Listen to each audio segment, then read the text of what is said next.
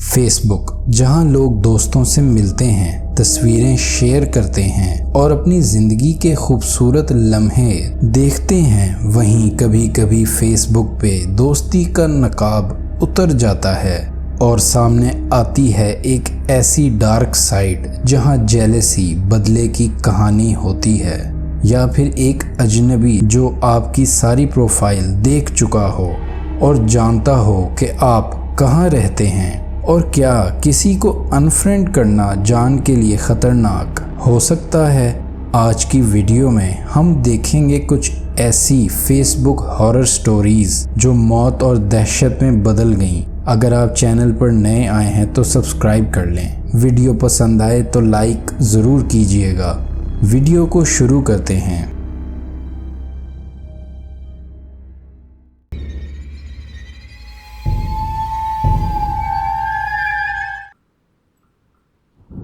کبھی کبھی فیس بک کے بارے میں لگتا ہے جیسے یہ ایک مصیبت کی آماجگاہ ہو۔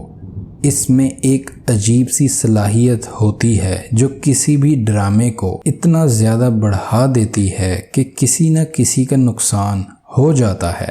اسی بات کی ایک مثال ہے جو 2012 میں ہالینڈ کے اس شہر میں ہوئی جہاں میں رہتا ہوں۔ دو لڑکیاں دوست تھیں جو تقریباً 15 یا 16 سال کی تھیں۔ وہ نیو ایئر کی رات کو پارٹی کے لیے ایک جگہ گئی تھیں۔ ان دونوں کا آپس میں ایک بات کو لے کر جھگڑا ہو گیا تھا۔ اگلے دن ان میں سے ایک دوست نے دوسری کو فیس بک پر برے الفاظ کہہ دیے۔ جس کو یہ باتیں کہی گئی تھیں اس نے اپنے ایک میل دوست کو اپنی دوست کی شکایت لگا دی۔ اس لڑکے نے کہا کہ اگر وہ چاہتی ہے تو وہ اس کی دوست کو سبق سکھا دے گا۔ لڑکیوں کی عمر اتنی زیادہ نہیں تھی جس کی وجہ سے وہ صحیح فیصلہ نہیں کر سکتی تھیں۔ اس لڑکی نے اپنے دوست کو کہہ دیا کہ وہ چاہتی ہے کہ اس کی دوست کو سبق ضرور ملے کہ اس نے وہ سب کیوں کہا تھا۔ اب اس لڑکے نے بجائے یہ کہ وہ لڑکی کو کچھ میسج میں لکھتا یا کچھ اور کام جو کم خطرناک ہوتا کرتا، اس نے اپنے ایک دوست سے رابطہ کیا جس میں ان دونوں نے فیصلہ کیا کہ اس لڑکی کے گھر جا کر اسے یہ لوگ ماریں گے اور پیٹیں گے۔ یہ سب صرف اس لیے کہ ایک دوست نے دوسری دوست کو فیس بک پر برا بھلا کہا تھا اور کمنٹس کیے تھے۔ اس لڑکے نے جا کر لڑکی کو تھپڑ وغیرہ نہیں مارے، بلکہ وہ اپنے ساتھ ایک چھری لے کر گیا تھا اور اس کے گھر جا کر اس نے باہر بلایا لڑکی کو۔ جب لڑکی گیٹ پر آئی اس نے اس کو چھریاں مارنا شروع کر دیں۔ شور کو سن کر لڑکی کے فادر باہر آ گئے۔ انہوں نے چھڑانے کی کوشش کی تو اس لڑکے نے انہیں بھی چھریاں مار دیں۔ لڑکی ایک ہفتے بعد ہاسپٹل میں مر گئی تھی اور یہ بہت بڑی خبر بنی تھی ہمارے ملک ہالینڈ میں۔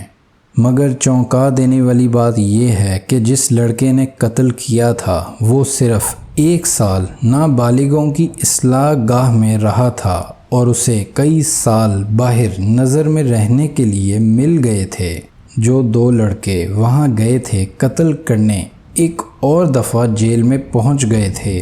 دوسری بار 2 سال رہنے کے بعد وہ باہر نکل آئے تھے۔ کوشش کافی کی گئی تھی کہ انہیں زیادہ وقت جیل میں ملے، مگر ایسا نہیں ہو سکا۔ انہوں نے پہلا قتل صرف فیس بک پر میسیجز اور کمنٹس کی وجہ سے کر دیا تھا۔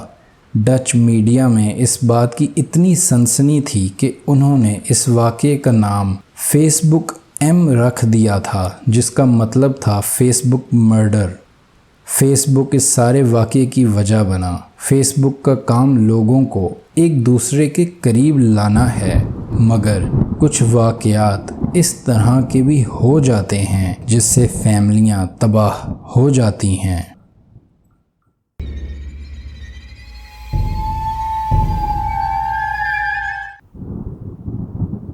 یہ بات کوئی 10 سال پہلے کی ہے جب میں نے کالج سے گریجویشن کی تھی۔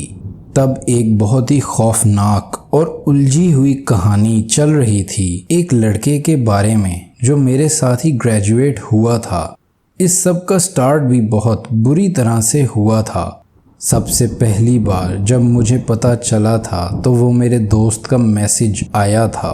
اس نے لکھا تھا، کیا مجھے سیم کے بارے میں پتہ چلا؟ میں نے رپلائی کیا، نہیں، کیا ہوا؟ اس نے مجھے فوراً کال ملائی۔ اس کی آواز میں ایک عجیب سا خوف تھا۔ اس نے کہا، سیم اور اس کی بیوی کو کسی نے گولی مار دی ہے کچھ دن پہلے۔ وہ کہہ رہا تھا کہ کسی نے ان کے گھر کے سامنے گاڑی روکی، دروازہ توڑا اور سیدھا ٹی وی کے سامنے ان دونوں کو گولی مار دی اور ان کی ڈیتھ ہو گئی۔ کچھ اخباروں میں لکھا تھا کہ دونوں کو صرف ایک گولی سر میں مار کے مارا گیا تھا اور سیم کا گلا بھی کاٹ دیا گیا تھا۔ ہم سوچ میں پڑ گئے کہ ایسا کون کر سکتا ہے؟ کیا کوئی سیریل کلر تھا یا پھر سیم کوئی غیر قانونی کام کرتا تھا اور اس کی کسی کے ساتھ کوئی لڑائی ہو گئی تھی؟ مجھے یاد ہے پہلے بھی سیم کا کچھ لوگوں سے جھگڑا ہوا تھا کسی بات کو لے کر، لیکن اب کی بار کچھ ایسا ضرور ہوا تھا کہ اس کو اور اس کی بیوی کو کسی نے گولی مار دی تھی۔ ان کی موت بڑی بے رحمی سے ہوئی تھی، لیکن بات پھر وہیں آ جاتی تھی کہ سیم نے ایسا کیا کیا تھا جو یہ سب ہو گیا۔ کچھ عرصے بعد پولیس نے ان کے قاتلوں کو پکڑ لیا تھا۔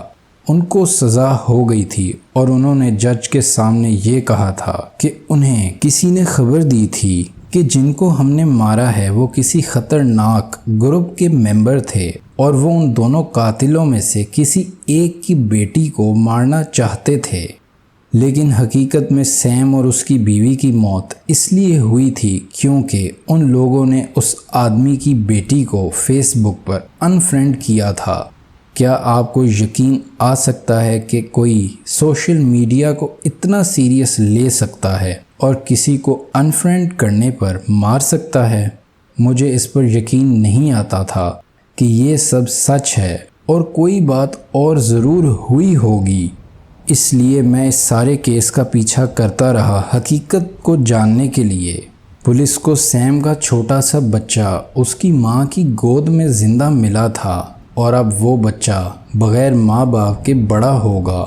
لیکن یہی حقیقت قتل کی وجہ بنی تھی۔ جب سارے ثبوت اکٹھے ہو گئے تھے، اس میں ان لوگوں کے درمیان فیس بک کے میسیجز بھی ثبوت کے طور پر دکھائے گئے تھے، جس میں سیم، اس کی بیوی اور اس لڑکی کی آپس میں بہت زیادہ بحث ہوئی تھی انفرینڈ ہونے پر۔ وہ لوگ 4 گھنٹے تک اس بات پر بحث کرتے رہے تھے اور اس میں بہت زیادہ غلط زبان بھی استعمال ہوئی تھی۔ اسی دوران اس لڑکی نے بتایا تھا کہ میں اپنے فادر کو بتاؤں گی۔ مجھے نہیں لگتا کہ اس لڑکی نے یہ کہا ہوگا کہ جا کر ان لوگوں کو مار دیا جائے، اور اگر اسے پتہ تھا تو اس کے ہاتھ بھی ان لوگوں کے خون میں رنگے ہوئے ہیں۔ جہاں تک مجھے لگتا ہے اس نے اپنے فادر تک ساری یہ کہانی کسی اور کے ذریعے پہنچائی ہوگی کہ وہ لوگ اسے مارنا چاہتے ہیں، اور اس طرح اس کے فادر کو یہ خبر ملی۔ مجھے ڈر لگتا ہے کہ لوگ فیس بک کو اتنا سیریس لے سکتے ہیں، لیکن حقیقت میں کچھ لوگ ایسے ضرور موجود ہیں جو سوشل میڈیا پر اپنی بے عزتی ہونے پر یا کچھ بھی ہونے پر مار سکتے ہیں۔ اس لیے میں سوشل میڈیا پر اتنا ایکٹیو نہیں رہتا کہ لوگوں کی زندگیوں میں کیا چل رہا ہے، اور میرے دماغ سے یہ کبھی نہیں جاتا کہ فیس بک کسی کی موت کی وجہ بن سکتا ہے۔